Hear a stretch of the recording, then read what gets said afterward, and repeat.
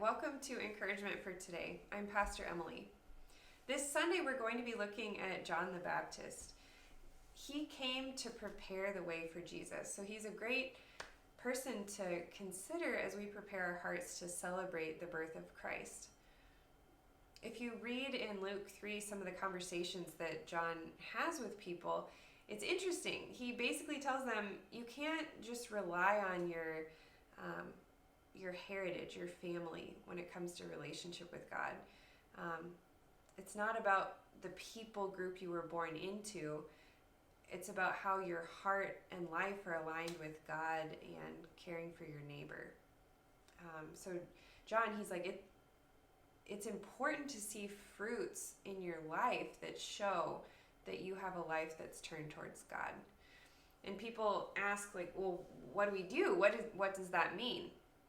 And John gives really practical advice. He says if you've got 2 tunics, give one away.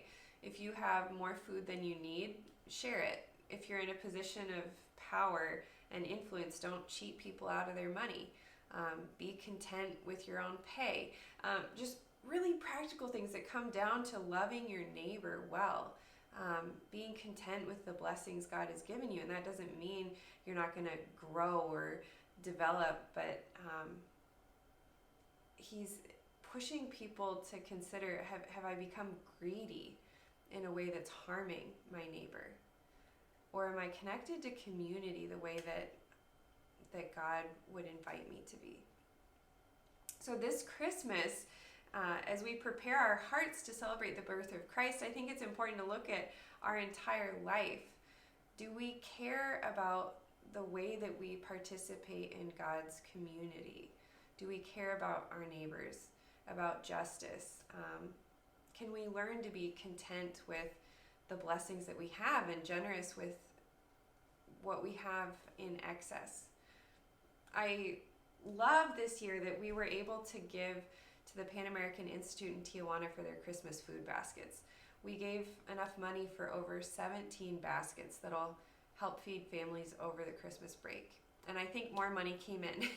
It's not too late if you still want to give. We will send that money on and it will be used for families.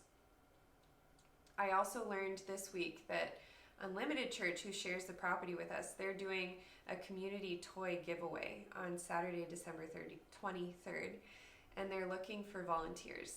They'd love for the other churches on the property to get involved. So if you're interested, talk with me and I'll get you connected to them. You can contact the church office.